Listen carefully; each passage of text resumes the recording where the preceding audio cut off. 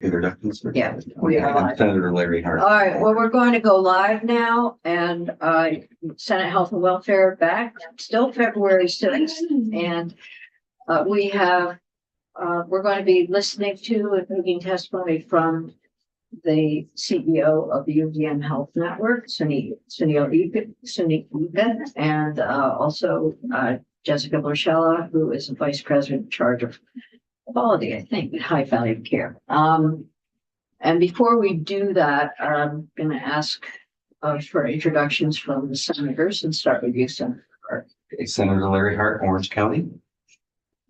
Sarah Mose from Orleans County. Ginny Lyons, Chittenden Southeast. Martine LaRocchio with Chittenden Central. And Cummings, Washington. So thank you for being here. Obviously, we know that the media is having a field day now with various aspects of the Vermont Health Network, Vermont and UVM Medical Center.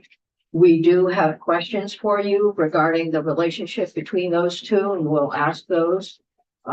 We also know the value that the University of Vermont and the Health Network bring to patients and citizens of the state. So we're very appreciative of the work that you do, and my understanding about some of the benefit that you can bring to the conversation that we've been having around high healthcare costs in our state.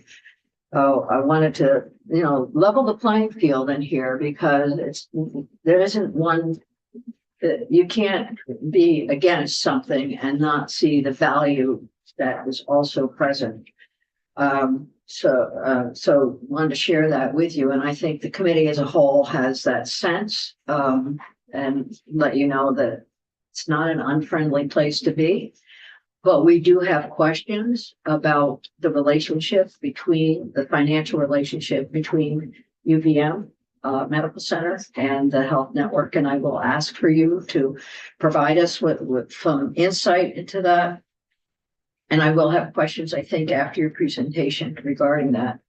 But also, I think most importantly is to ask you, if I know you have a slide deck, to ask you about your vision for the health network, where it's going.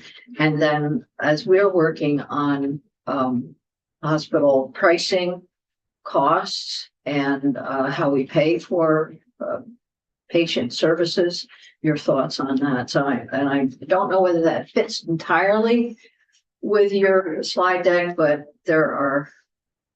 these are the burning questions that are here in the building and also outside in the media. Got it. Thank you. And please introduce yourself. Absolutely. So, Madam Chair, members of the committee, my name is Sunil Egan. I'm the president and CEO of the University of Vermont Health Network. I've been there for a little more than 2 years. I was here when I first started. So thank you very much for having me back. I really appreciate your time. I really do want to get to your questions. That's really why I'm here. Got a little presentation we'll run through. I'll run through that quickly, but I want to start by saying what our role is and what I view as our goal. It's really simple. We're here to serve the patients of Vermont and Northern New York and the communities we serve, period. And what does it mean to be serving them? It means how do we deliver high quality, equitable, affordable care to keep people healthy in this area, period. Everything that we do, the arguments that we make, the dollars that we pay out to get things, to hire people, it's all for that one purpose. And when I go around and I talk to people in our network, our leaders, our caregivers, I say the same thing, and we are all in that same space. So if you leave here with nothing else, that's why we're here. That's the important part of it. We can disagree about lots of things, and it's complicated, and I appreciate that. So I do want to hit the issues of affordability and access and what we're doing in that. Excuse me. So I'll hit that and what we want to be, which I wasn't necessarily prepared for, but I want to put out my version of that. I also want to hit that the last several months have been really challenging for us. It's been, certainly for me personally, some of the hardest decisions I've ever had to make professionally in the work. It's the last thing a provider, I'm an anesthesiologist by training. It's the last thing a provider wants to do, or someone that's in this space wants to do, is to decrease services for patients who we know need the services. I heard from our providers, our caregivers, they were really upset appropriately because they care. They live in the communities that they serve. They're serving their neighbors and friends and family members. Totally understand that. And so we feel that. And of course, we heard from lots of patients and totally understand and feel that. So as I started, I wanted to go through and just read you. I have 4 quotes from patients amongst the literally hundreds that I've received that are just worth saying to keep in mind. Number 1, quote, "For years, I've been so pleased with the medical care that I've received at UDMMC, and I'm startled to even imagine that I may no longer have that confidence. As an 81-year-old with Parkinson's disease, this news is unsettling. No, it's frightening. What will be next? I worry for myself, my 82-year-old husband who's plagued with many medical issues, my children and my grandchildren," unquote. That's really very real to me. My mom's had Parkinson's disease for 30 years, lives outside of Chicago. She's totally immobile now, has 24/7 care, lives at home with my dad, late 80s, with his multiple medical issues. The medical care that they get is essential and critical. I totally understand our patient population and what we're trying to do here. Quote 2, "I think many community members would like to know what they can do in response to the concerning state of medical care in Vermont. People are forced to wait months and months to see doctors. For some specialists, it's even longer. Medical personnel can't afford to live in the area and are leaving in vast numbers," end quote. Quote, "Having recently brought my husband home from the hospital where he received the best of care by the best of people, I strongly object to the recent cost-cutting recommendations. While recognizing the need for efficiency to control costs, it is not efficient to restrict care when it leads to greater harm to a patient," end quote. And the last one, "It's already a challenge to find care in Vermont, especially rural Vermont. I know I have considered leaving Vermont due to the inaccessibility of healthcare," end quote. I know that's just a few examples, but those are the voices that do truly resonate in my head and our leadership's head around the decisions that we make. We actually have it as one of our values to say, what is the impact of this decision that we're making? And we do that regularly, weekly, in fact. It is worthwhile to mention, go to the, I don't know where, this is what I want to try to cover really quickly. And if I'm going too slowly, Chairwoman, please let me know and I can move on faster. But this is our network. And as you can see, we are spread out pretty broadly across northern New York and in Vermont. Can you skip it? It's skipping on the computer, but it's not skipping up here. Oops. Oh. Have you shared the screen? Have you shared? Are you on It share? says sharing. You want to stop and start again, maybe? It's okay. I'm going to keep talking because and then it's okay. We're going to give you the slides. Oh, we're broad. Do we have them We yet? have it. You have. Yeah. Okay. So, the challenge for us is to move from the multiple entities across this area and to truly integrate the care that we're delivering and think about one patient as our patient, regardless of where they are in the network and where our provider is. That's the way that we are going to take on the healthcare challenges of today. For us to be able to deliver high quality, equitable care, it's going to be impossible if we work separately. We've got to come together to integrate that work. We're doing that so that we can deliver care at lower costs, lower expenses. And we know that we still have the opportunity to do better on that. But you've already seen the combined strength of our health system make a difference in the lives of Vermonters during the COVID pandemic.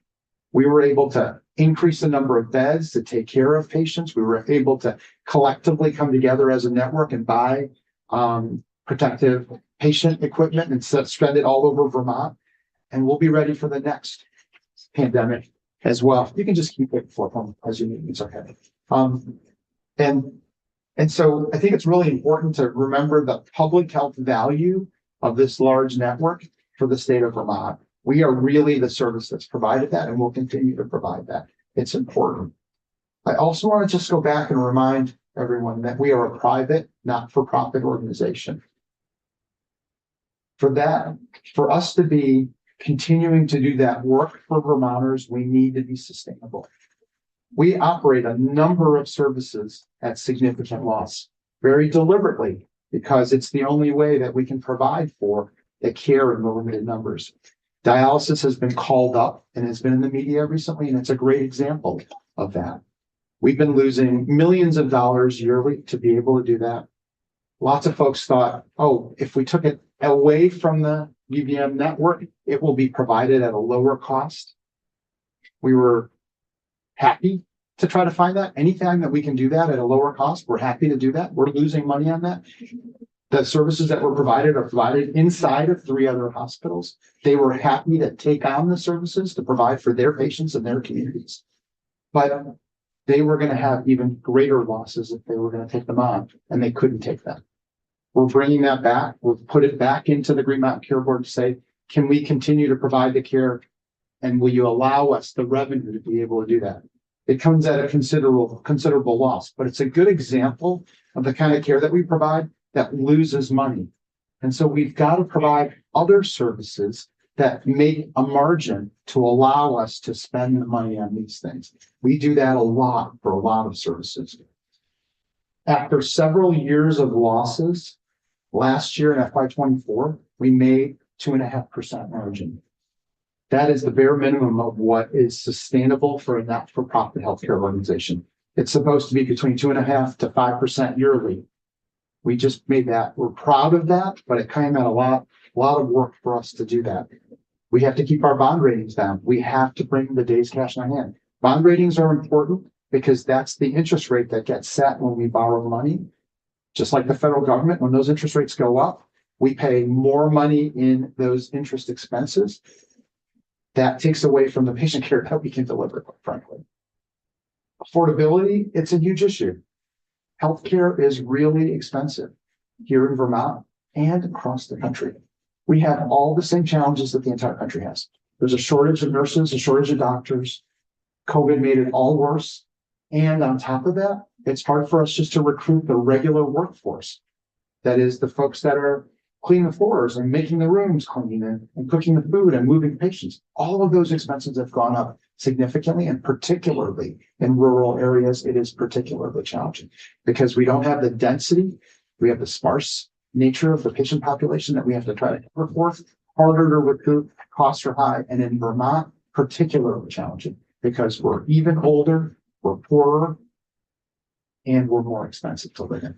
All of those make healthcare costs really, really high.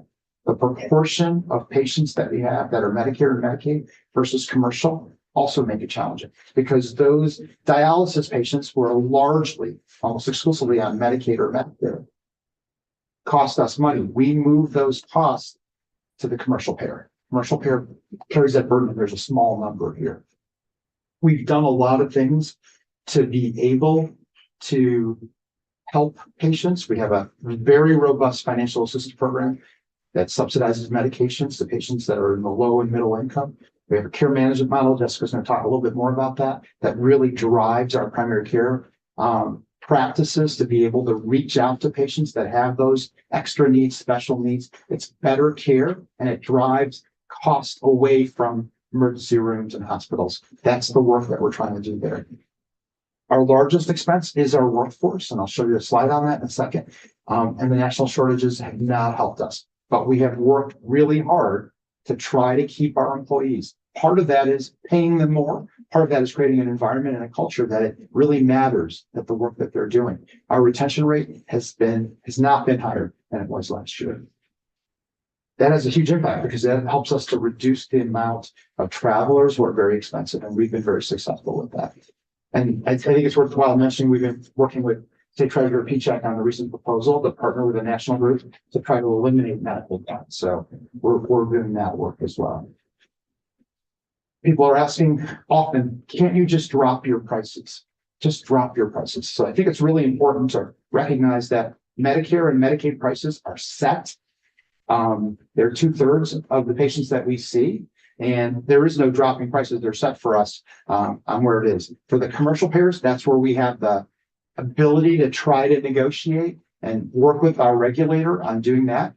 Those prices are also ultimately set, and they have been for the last decade by the regulator. Those prices do compensate for the dollars that we are not able to make on the Medicare and Medicaid and the low cost services that we provide. Executive compensation appropriately has been a hot topic lately. It may be worthwhile just to put up that wheel slide if you can. We've been looking at this from every angle around what do our VPs make, what do our executives make, and what percentage, and are we in the ballpark? So first of all, it's really important for you to know that we have a community-based board that makes up our compensation committee who works with an outside consultant to look at national benchmarks for what compensation ought to be and where we are in that benchmark. We are below the 50th percentile overall on executive compensation. When you look at total administrative compensation, total executive compensation as a percentage of total salaries, we're about the 30th percentile. So we are well below benchmark for what we are doing in the size of organization that we have. Doesn't matter. We are trying to be as lean as we possibly can. The last thing I'll hit, because I want to really answer your questions are that, so despite the challenges on access, we have been working really hard to try to provide access. And it's been particularly difficult this year because we have been working the last 2 years to open up primary care clinics in a very different way by adjusting the acuity and giving every patient a rating in our primary care panels, and then opening up panel sizes based on that. Because what we're saying, and Jessica will talk about this a little bit more, but what we're saying is that some patients just don't need to be seen that often, and others need to be seen more often. So we adjust that, and then we automatically open up panels. We were able to open up about 8,000 more patient panels. Now, again, 2/3 of them are Medicare and Medicaid patients. If we open up those panels, that will increase the revenue that comes in. There's a lot of support that goes on behind that by putting into place, not just docs and nurse practitioners, but nurses, pharmacists, social workers, other folks to help us to manage that and change the model of the way that we're delivering care. Good work that's going on there. I want to hit the regulatory piece of the work that we're doing. I'm totally supportive of regulation to control costs and improve quality. It's the right thing to do when we have a system like Vermont where there's just typically one provider in one area. The challenge is that we've got to be cognizant of the patient population, the population that's here, and can't draw comparisons from other places that are quite different. Medical care is complex. You've got to understand the comparisons that we're making. The other piece that is really important for us, it would be great to have year-to-year standardized metrics that everyone can be held accountable for that are right and appropriate for the kind of care that we're delivering. A critical access hospital is very different than a tertiary academic care medical center that we're doing. But we are committed. We want you to look at us as a partner. Like I said, our goal is to serve our patients. We want to work with you, with our regulators, with our communities, to be able to make decisions about delivering the care that we need here. I'll stop there. I want to make sure I give Jessica her time, and then I want to answer any questions that you have. Did I hit yours? You've hit a lot. of Yeah, them, you okay. really have. I might go back to some. Totally but- fair. I mean, the fundamental change, and I haven't forgotten it, the fundamental change that we need to do, it's change the way we deliver care. And we need to move from a fee-for-service model to a high-value, care-driven, population health-driven model, where we get rewarded for the quality of care, not for how many times someone came to an emergency room, how long they were admitted in a hospital. That is what we are fundamentally geared up and trying to change our model to. And Jessica, lead us into that. Thanks, Ed. Madam Chair, members of the committee, my name is Jessica Michella. I'm the Senior Vice President, High Value Care at the University of Vermont Health Network. Thank you for having me today. So I will start by telling you a patient story and integrating that into the work that we're doing. I want to give you a little bit of background about myself because it's the first time that I've been here. So I have a public health background. I was a Peace Corps volunteer. I did work both nationally and internationally in the AIDS epidemic, and have a real community health lens, opening school-based health centers, working out and community resources. that's the anchor point that I come to thinking about how we care for patients differently is some of the most vulnerable and complex patients, both here and around the world. I did work for the Commonwealth of Massachusetts for the Healthcare Quality and Cost Committee, which is the precursor to the Health Policy Commission, the regulatory body in Massachusetts. And since 2011, up until the 2 years before I came here, I worked for an integrated delivery system in the greater Boston area as that system transitioned into value-based care, developing programs like care management program, integration of behavioral health into primary care, setting up systems for post-acute and continuing care. And really most recently before my move to Vermont, advocating for independent primary care and specialty practices within population health and setting up frameworks for those practices to also be successful in the transition to value-based care. I came to Vermont because I'm inspired by the opportunity that Vermont has to make change by the foundation that Vermont set up in thinking about new delivery models and innovation through OneCare and the blueprints and other components that create the foundation for success. I'm here today with Sunny to talk about the ways that we can take the foundation that you have and evolve it, change it so that we can get the results that you're looking for. Increased access, increased quality, affordability. It's an ecosystem that we have a partnership and responsibility, all of us, to think about the solutions and think about the innovations that we need to put in place. It's hard work, it's challenging work. I spend every part of my day asking people to think about doing things differently and getting outside the box and then trying to deliver on that. All while we're still very much attached to this very broken fee-for-service system. The patient I want to tell you about is Jim. We have a video about Jim and he can tell you all in his own words. But we have just over 6,000 patients like Jim that we're now caring for in our longitudinal care management program. Jim loved his job, was really happy at work. He got diagnosed with diabetes and was unable over time to manage his condition and to continue his work. He ultimately was no longer to keep his job, which changed his health insurance, which reduced his ability to maintain his insulin. He then was taking doses and essentially stretching them. He was well aware that he was essentially potentially going to end his own life by doing that. He knew he couldn't take care of his illness anymore.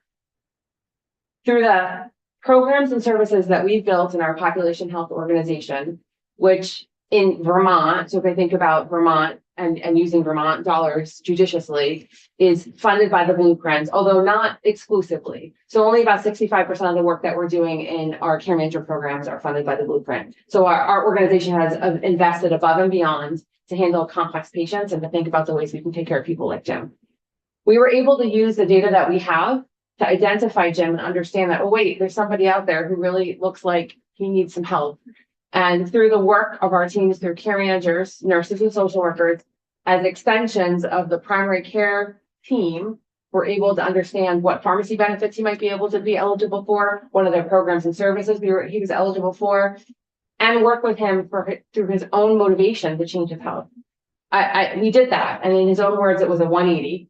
And he is now getting the medications that he needs, seeing his primary care on the according to his level of care need, right? So that's different for every patient, but he's engaged in his care. So again, we have over 6,000 patients like that we're providing really complex management for. If you think about the whole population, which is something that we talk about all the time, not everybody needs that level of intensity in their care management.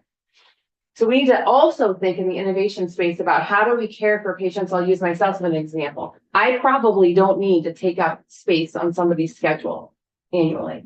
I need maybe some lab work, some cancer screenings. The data that comes from that needs to be monitored to say, oh, there's a lab value that indicates that I might need to be seen. Or maybe I get an asynchronous message from a provider where I'm able to chat back and forth and figure out my care that way. Or maybe it's provided virtually. More complex patients like Jim definitely need to be seen and have in those appointment slots. So we need to think innovatively, using technology, using data, using information, how we care for an entire population. And that is what we're doing at Unity Health Network. We're also doing that in partnership with community-based agencies and thinking about how we do this in an ecosystem where healthcare is provided not just by a health network of hospitals and specialists, but also what's happening in the community. There's a broad opportunity here. The other piece that is incredibly important to what we do is thinking about how we get paid differently, participating in new payment models, testing things, trying things, and also thinking about how we advocate for the change to get away from a fee-for-service payment model. So I'll pause here and entertain questions. Thank you. It's, very helpful. And as you know, so we've been looking at sort of the cost, and we understand that medical center has high cost compared to other academic medical centers across the country. And I think you started to talk about that a little bit. But one of the things that you mentioned, I think, and I think it's in your letter that you sent to the board from January 10th, which is very compelling. And you've just mentioned it, is to have a shared set of metrics for performance measurement. So can you talk a little bit about how we might move toward that? What is your perspective and how we might, or the board? I mean, we ask the board to do that, or we tell the board to do that, but what are your thoughts about having that happen? Because I know it will have effect. Yeah, so we've been having those conversations with the Green Mountain Care Board offline, outside of the regulatory framework, to try to encourage that same piece. It would be very helpful to all the hospitals. VAS has been participating in that process to also try to get agreement, because it would simplify the process for hospitals to understand really clearly what the benchmarks are that they're going for. We may not be great at those collectively, and that's okay. It's just nice to have a target that we're going for. Our boards, the boards of our hospitals, would love to have those same things, so they could hold management accountable to the same thing that the regulatory board is having. So I don't have any other greater opportunity to be able to influence them than you're telling them, we're telling them, encouraging our hospital association to do the same thing. We're doing that, I think. And actually, and this time around, our board members are asking for that same information from the Green Mountain Care Board. So trying to encourage that. It's complex, and I understand that. It's complex because you have to look at different hospitals differently. Like, clear examples, the critical access hospitals have a different goal and mindset, and you got to look at them differently than you would that community hospital or an academic medical center, but very doable. And it gives you a path and an understanding year after year of what we're shooting for and what we're going to be held accountable for. The other part of that is that the metrics and the benchmarks are complex, and you really have to understand what you're comparing. So if you look at academic medical centers outside of Vermont, they're very different. They're in a different environment with a different payer population, a different population of hospitals. Their goals and mission are different. You have to understand it. But having a set amount of benchmarks allows us together to make sure that we're really talking about apples to apples in the comparison. So it's really, really important. It sometimes takes years to get a really good understanding. I mean, being here for 20 years, doing this work, I can tell you it is not easy to do that. Senator Cummings, you have a question? I will say, I spent at least one day this week in your surgical waiting room. My husband got excellent care. I chair finance, we do money, and I'm being told we are paying the highest hospital rates in the country, which means we are paying the highest hospital rates in the world since we have, And when you get to it's costing $44,000 a year for a family insurance plan now. When I started, we had 10% uninsured. We're down to 3 or 4. At $44,000 a year, we're going to be back up at 10 pretty fast, because there's a lot of Vermonters don't make that. It's driving the cost of education, and they're in crisis. And I think we've reached the point where we're sitting here and talking, but the folks out in the field are debating whether or not they can afford health insurance. And we won't even talk about pharmaceuticals. And the question is, what are we going to do? Because we've reached the breaking point now. And we know we're not going to be able to deliver all services to all people within a 10-mile radius of their home. How do we work together to make sure that we have a coherent system? So it may not be as convenient as it used to be, but then the doctor used to be downtown on the corner and he did house calls and he was available on Wednesdays. My doctor doesn't work on Monday. So I don't get to talk to my doctor for 3 days a week. How do we work through this? So all the issues that you bring up there are the same issues that I think about and we all think about daily. I'll leave the most expensive hospital in the world piece. I don't think it's true, but I think it is true that we're very expensive. But you have to understand the context of why we're very expensive. And we provide care that is, in many instances, the only place that provides that care. And it comes at a cost because the volumes that we provide are low. Dialysis is a really good example of that. We tried to go to lower cost services to provide that care. They can't do it for less. It would cost them more and they can't afford to take the loss on doing it. I don't know. We have to make a decision collectively as a state about what are we going to do about that? Do we want people to drive 3 hours each way, 3 times a week to be able to get dialysis? Or do we want to eat that cost that is high and allow us to do that? The only way that's sustainable is that now the cost for the other care just went up a little bit more. And we keep doing that with other services that we provide that we're the only provider for. That's number one. Number two is that our population as a whole is older. If it's not the oldest in the country, it's among the top 3 oldest in the country. So it's complex. They have high acuity care needs. We're poor as a state. So if you're on Medicare and you're poor, or you're on Medicare and you're rich, your healthcare needs are very different. We don't have to worry about if you're in New Hampshire on Medicare, that's a very different patient population than the Medicare patient population. What about Maine? Maine is much closer and they have we meet with Maine Health regularly, very comparable challenges that we do on their cost structure on that.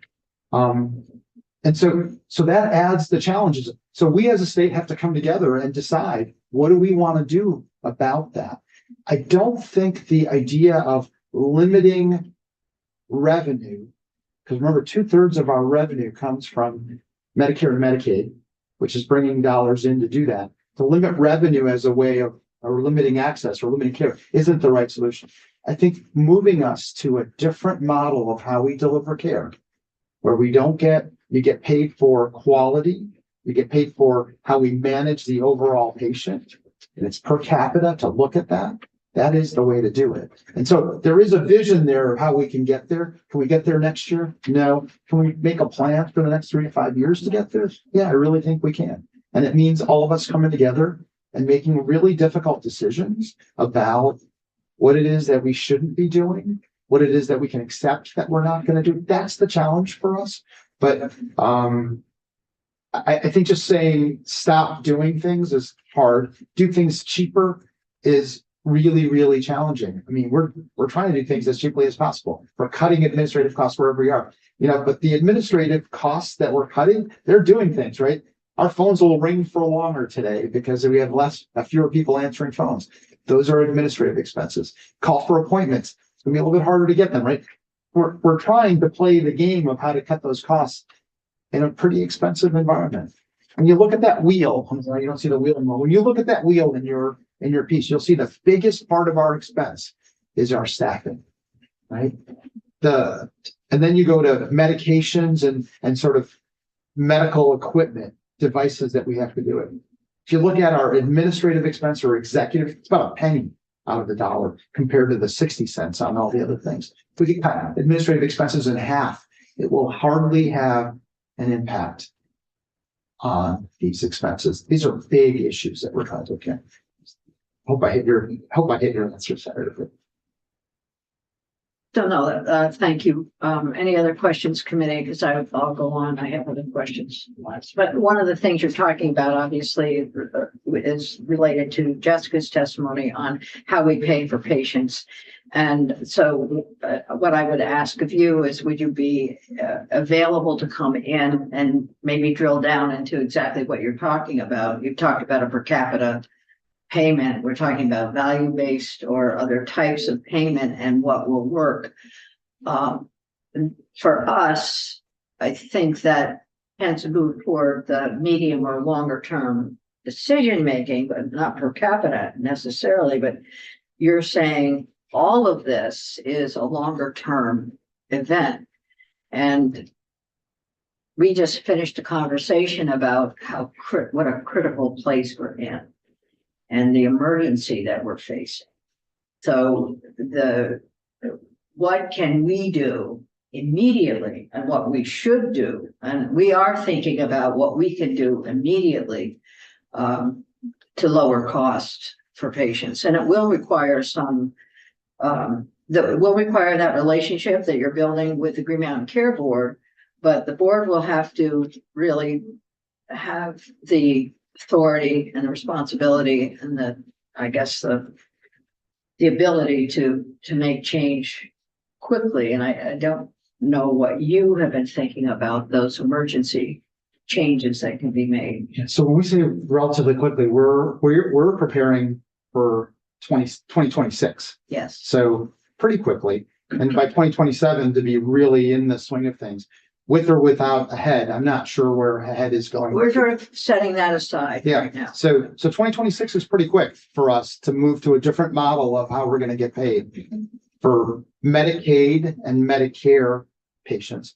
Medicare by 2030 wants to go to a different model. No one knows what's going to happen there, but that was the plan there. And then so we have to move our commercial payers in that same direction. Just do you want to add anything on the preparation for that? I'll add, and I'll certainly accept to come back and talk in more detail about models. Conceptually, what we're talking about is moving away from fee for service to more total cost of care models. And there's opportunity to think about what those would look like and the variety that exists in that space.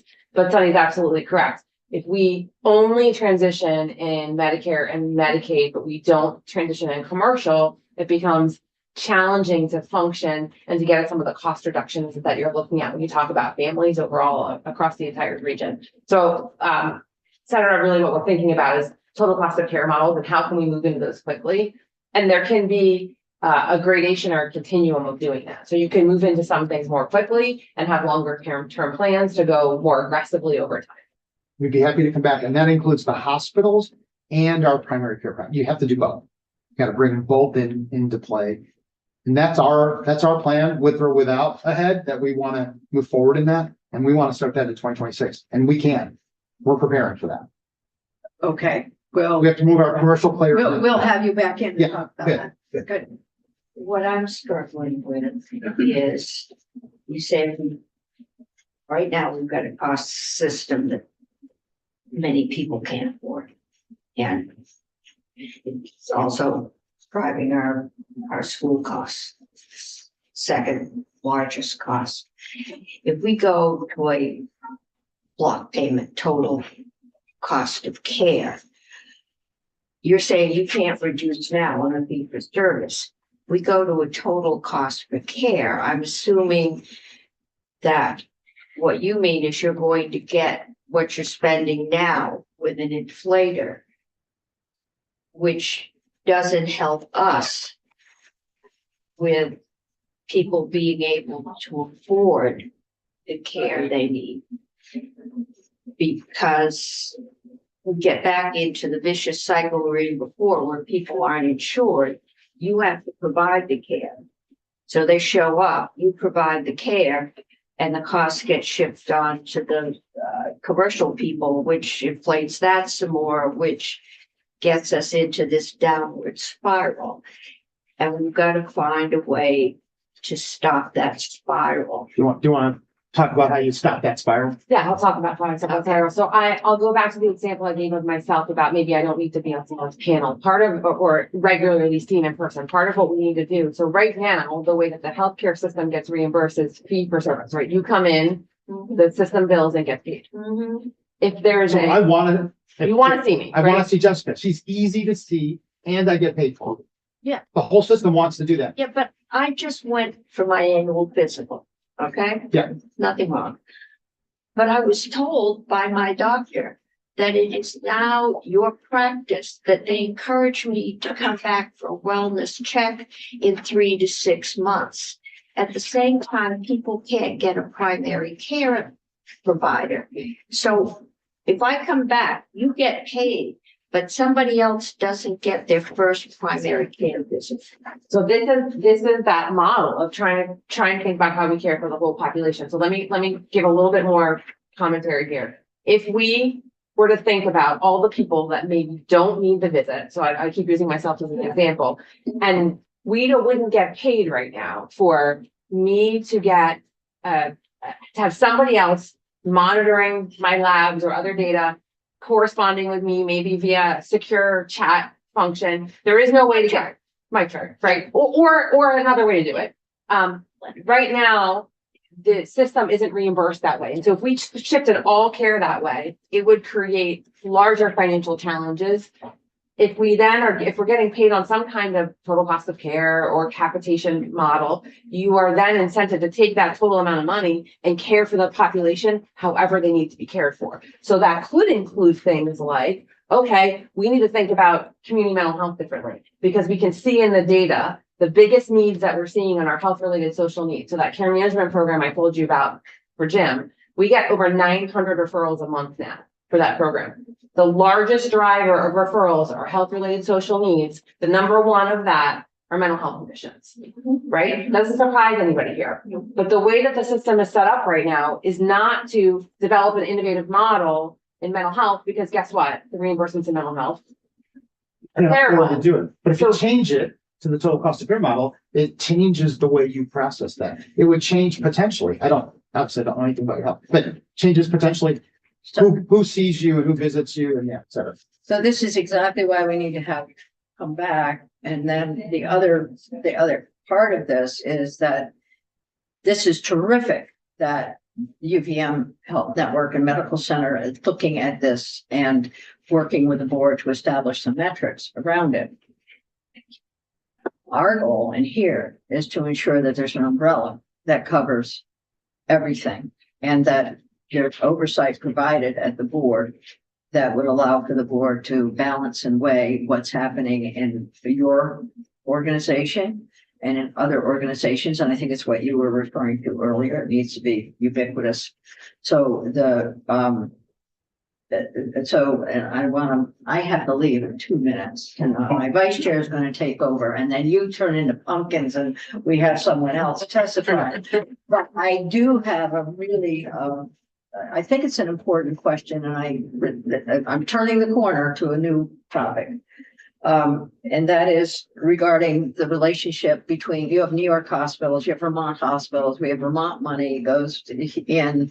We don't know, the board has said they don't know where it comes out. And I'm asking you, would you be open to some kind of a more transparent audit or an independent audit of the funding that the board can evaluate? So, yeah. We're remarkably transparent. I've never seen a healthcare organization more transparent. We're open to any kind of audit that anyone would like to do to understand that. I think it's not actually that complicated. I want to say, well, maybe it's complicated, but I want to say It's that always more the- complicated than that. yes, the movement of the dollars to New York has no impact on how we set rates, the commercial rates, how we use dollars at Blueprint for Vermont dollars. I think we work as one entity to cover the healthcare needs of this entire area. That's the reason it was set up. We get about $250 million of revenue of patients coming in from New York into Vermont. So you got to balance the dollars there, but more importantly, What it allows us to do is to provide for services that when I talked about that there's low numbers of patients that we have, that we just could not be able to sustain these services. Those New York patients coming to us to get that allows us to sustain those services. Cardiac surgery, neurosurgery, urology, right? NICU care. If we didn't have those patients, if they were going someplace else, it would even be more expensive or impossible for us to sustain that. So you've got to keep that big picture balance of the value of what would happen if we didn't have those patients coming in to us. I don't know if the provider, we probably get provider tax from that too, probably, but all of that, when you look at all of the dollars that are sort of going back and forth, forgetting that we keep the dollars separate in the way that we maintain the hospital days cash on hand, which is the ultimate thing, the dollars moving. We keep them all separate other than when we go out for bond ratings. It has an enormous value to Vermonters, has an enormous value to the entire region that we can do that. Thank you for that. I mean, that is a question, and I hope that folks are listening to that. That doesn't mean that we wouldn't go forward with some language in here that would allow for that type of audit to offer reassurance. And I'm pleased that you are open to that. Very much appreciate that. And as I hate to bring closure to this, and thank you for coming and sharing. UVM has always been a leader in how to provide integrated services between hospital and community.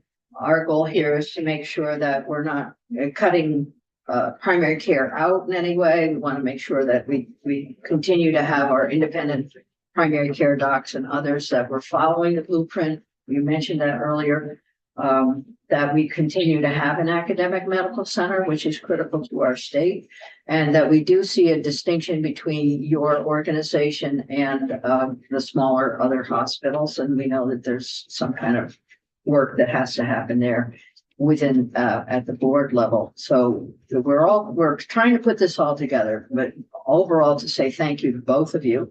And we look forward to having further information, at least on the payment model. That would be extremely helpful.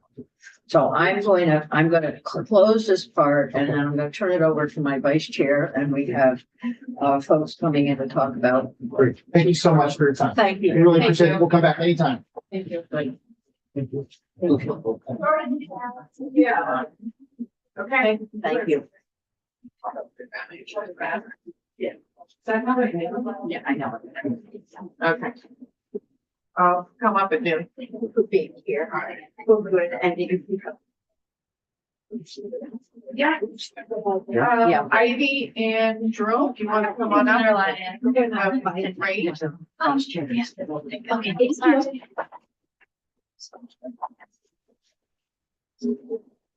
Thank you so much. Hi. Hi.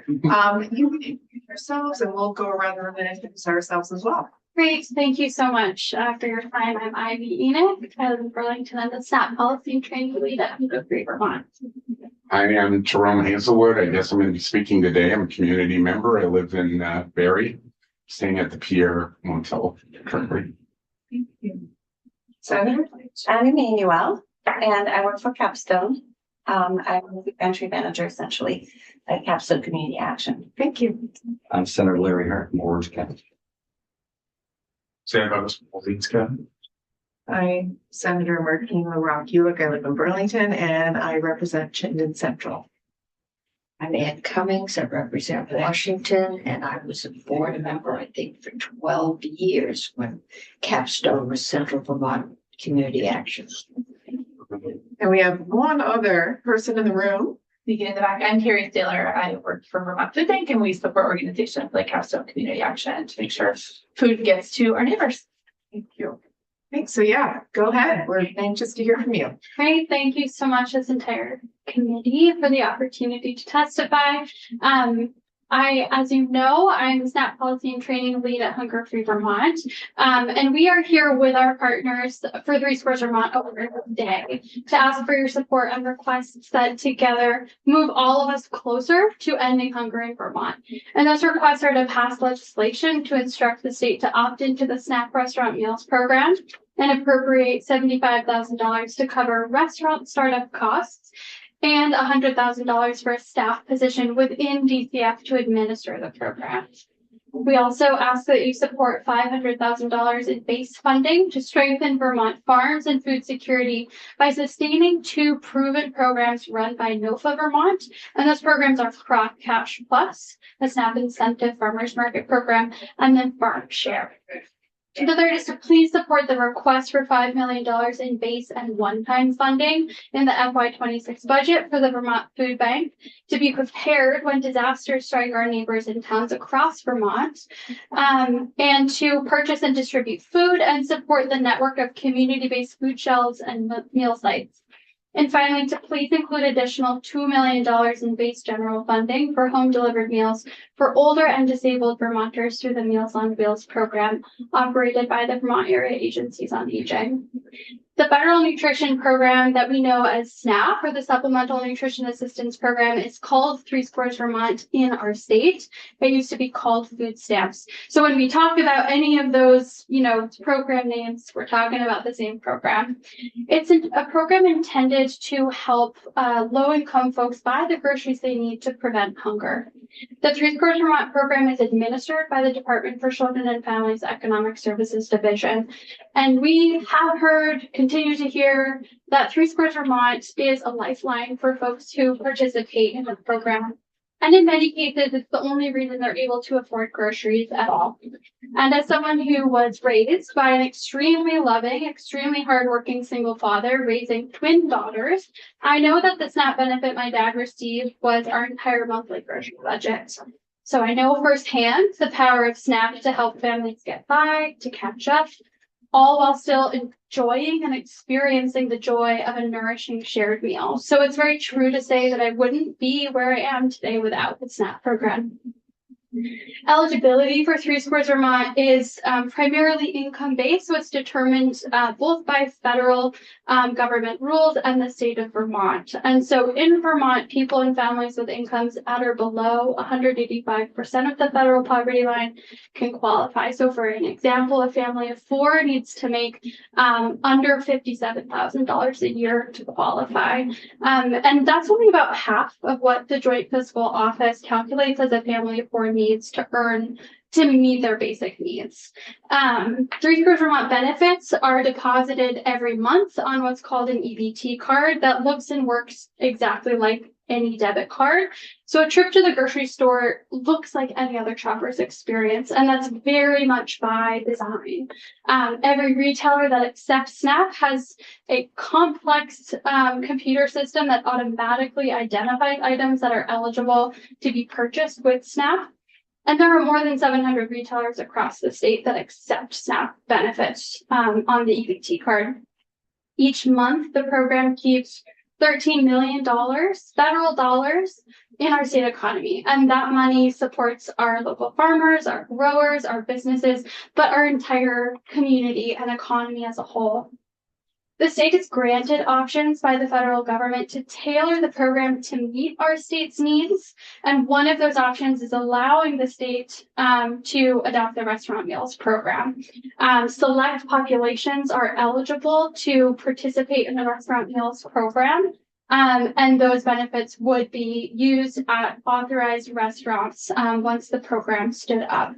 So again, this option is exclusively for elderly people, folks with disabilities, and folks experiencing homelessness who are already receiving Three Squares Vermont benefits, because these populations typically encounter access barriers and challenges with being able to buy their food, to store their food, to cook their food, and expanding the use of Three Squares Vermont benefits to include restaurants. We can increase food security among those populations by giving them the option, the choice, right, to purchase hot, nourishing meals. The program itself supports about 65,000 people across the state, which is about 40,000 households. More than half of those folks are older adults or children. While Three Squares Vermont effectively reaches the most low-income folks in Vermont, we know that the program only reaches 40% of potentially eligible Vermonters, and that's based on census income data. There are a number of reasons for this discrepancy, including additional eligibility requirements beyond the income requirements, but also the complex application process and the stigma and shame that many continue to associate with applying for government assistance, even if you are eligible. Three Squares Vermont is our most effective anti-hunger program. We know that. And at the same time, it does not reach many Vermonters at risk of hunger. For one reason, the cutoff for SNAP income eligibility is so low that many people, especially in high cost of living states like Vermont, are at risk of hunger but aren't eligible for SNAP. Three Squares Vermont is just one part of the safety net, and it really can't meet the need on its own. It's not designed to do that. So that's why we're here today, to ask for your support in strengthening SNAP as a program by adopting the Restaurant Meals Program, but also supporting the requests of our partners at the Food Bank, NOFA Vermont, and the area agencies on aging, because we need all of these programs to be strong. So that's really the message we want to convey, that together we can work to ensure everyone in Vermont at all times has the food they need to thrive.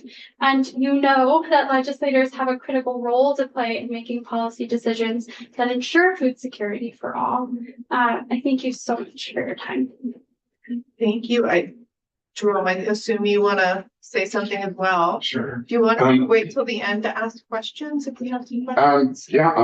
However, I was gonna ask you to bear with me in case I'm too loud or not loud enough. This is my first time, so I don't mind however you want to do it. Yeah. Why don't you go ahead, Jerome, and then afterward we'll ask questions, and you are doing a fabulous job already. Okay, great. Like I said before, my name is Jerome Hazelwood. I'm currently a resident in Barre at the Pier Motel.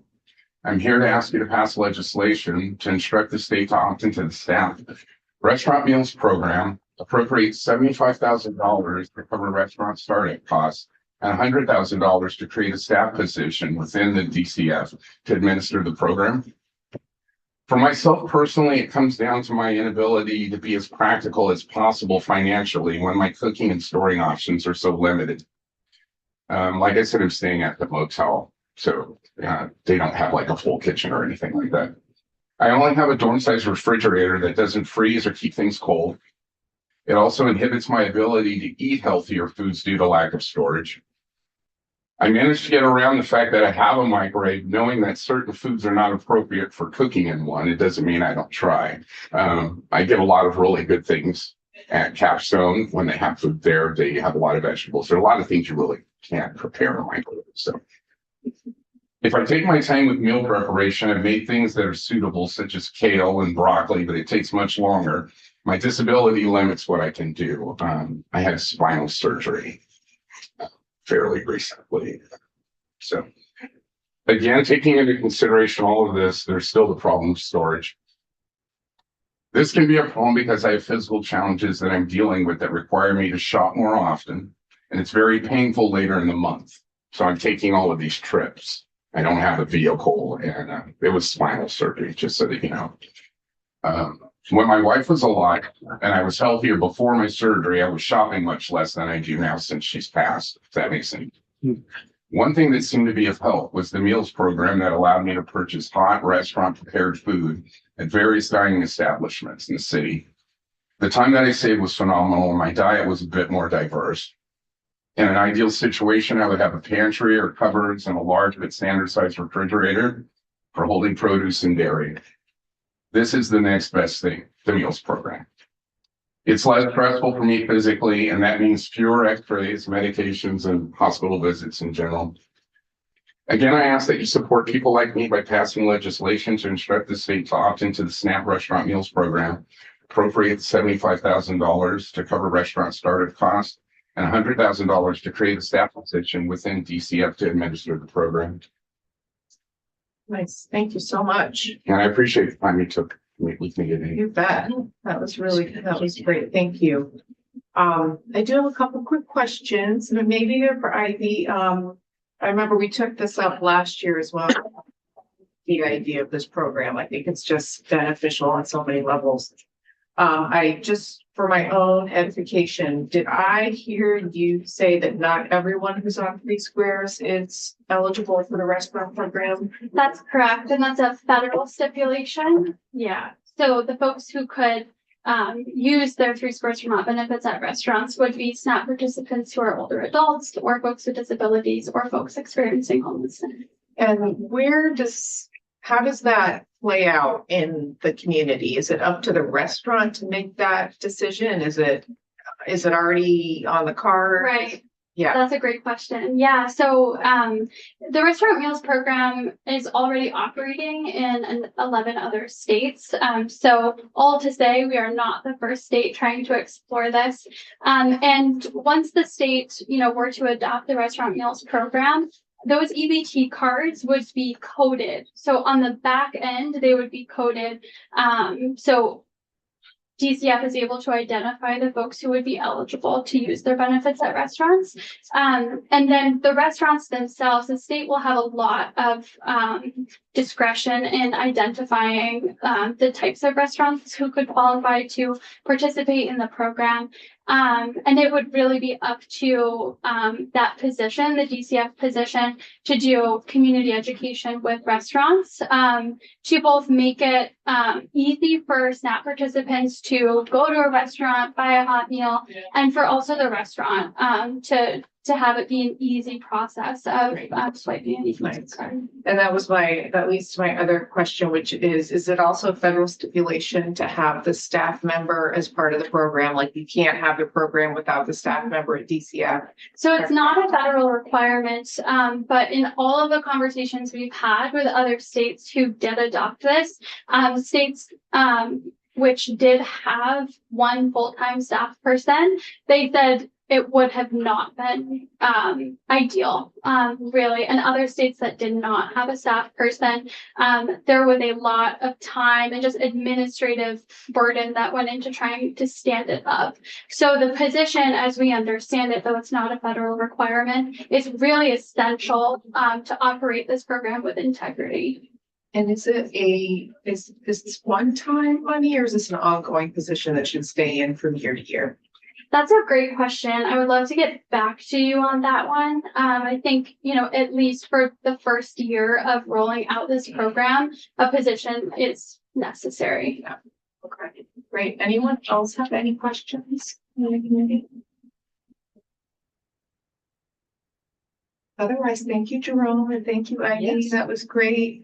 Really appreciate you coming today and everyone else. It's really helpful. Thank you so much for Thank your you. time. Yeah, you're welcome. Right. Have a good rest of the day. You too. And Thank drive you. carefully. Yeah. Yeah. Thank you. Oh, boy, it's a mess out there. Huh? Yeah. They wait till 4 o'clock when the But- freezing rain comes. I know. Oh, Yeah. There you go. I had to drive all the way through.